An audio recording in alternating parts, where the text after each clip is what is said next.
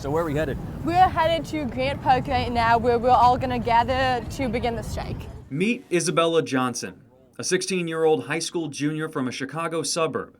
Like most her age, Isabella spends much of her time studying for tests, prepping for college, and hanging out with friends. She's also into photography, fashion, and reading about social justice and politics. But now, most of her spare time is dedicated to an ambitious out-of-school activity, galvanizing support for a climate movement.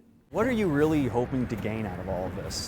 Really, one main goal is we want to spread awareness about this issue, because so many people don't even think of climate change as a big issue, so we want to definitely draw awareness to it. And really, our main goal is to get the Green New Deal passed, but really we just need politicians to do something, because so many of them are just like denying climate change or saying, well, we don't need to do anything about it now, and they're just refusing to take action. So we really want to force them to take action. Human activity on the climate is something very challenging to do, and there's tremendous disagreement about the degree of impact. I don't believe the impact is nearly what some say. You come in here and you say it has to be my way or the highway.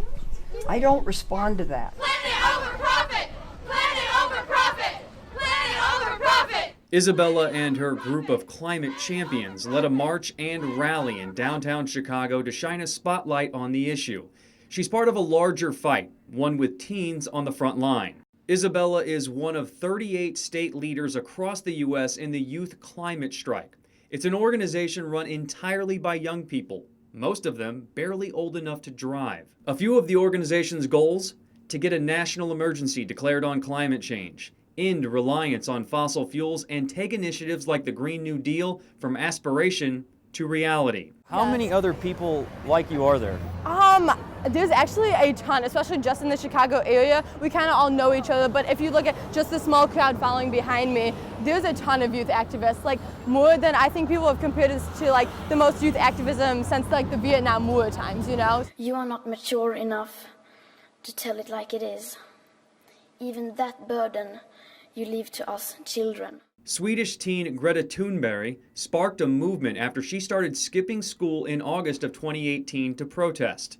Now numerous others, like Isabella, are following her lead. I also have a list from National of chants, just like a document of a bunch of chants, so we'll do those too. Isabella walks, talks, and directs traffic at a rapid-fire pace, traits that mirror the urgency she believes is required to address an issue with potentially disastrous effects. The teen activist says a lot of preparation went into the Chicago rally, and she has to balance that with her regular studies. Isabella said she multitasked during school when trying to confirm the event's featured speaker. I was checking my text constantly through the day, but basically when I'm not working on schoolwork, I'm working on this. Are you worried at all about this affecting your educational pursuits? No, I think it's teaching me so much more than I could ever learn in the classroom, really, because what we like to say is, what's the point of going to school if our people in power don't even believe in science? They don't even listen to science. So I think this is teaching me a lot more than missing one day of school once in a while is affecting me. The Youth Climate Strike gets funding from donations, and Isabella volunteers her time. She doesn't get paid. The rally she led had a sizable turnout. The massive crowd that followed, which included various age groups, came equipped with chants, signs, and progressive arguments in support of their cause. It's no secret environmentalists are fed up with what they see as glacial movement on Capitol Hill regarding climate legislation, as well as the Trump administration's decision to withdraw from the Paris Climate Accord and other moves they see as favorable to polluters. Many in the younger generation say they're motivated to make this issue a top priority. But does this Chicago rally reflect a broader view? Well, yes and no. According to a recent Harvard study, half of likely voters 18 to 29 say climate change is a crisis and demands urgent action. Another quarter say it's a problem minus the urgency. But the study also suggests young people are divided over how aggressively to fight climate change. Still, this much is clear.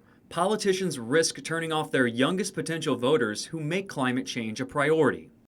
At the Chicago rally, Isabella and other activists formed a line along a building in the heart of the city, standing silent for 11 minutes. That represents the 11-year window they claim we have to avoid catastrophic climate change. by keeping Earth's temperature rise to 1.5 degrees above pre-industrial levels. Exactly how much time is left is disputed, but activists believe time is running out. The planet is changing. Why are we? The planet is changing. Why are we? The march through downtown Chicago and the rally that followed were loud and peaceful, a mixture of anger and enthusiasm. Isabella delivered an impassioned speech, dropping her otherwise cheerful demeanor, instead a searing rebuke of adults in power. Politicians claim they care about our future. They claim they work their hardest to guarantee us a good future. They claim they love us. Then why are they passing on to us a dying world? Several other students went behind the microphone to make their case as well, and U.S. Senator Dick Durbin of Illinois. I thank you. My children thank you. My grandchildren thank you. Mother Earth thanks you. Senator Durbin called the Green New Deal a good approach, but that he wants something legislational rather than aspirational.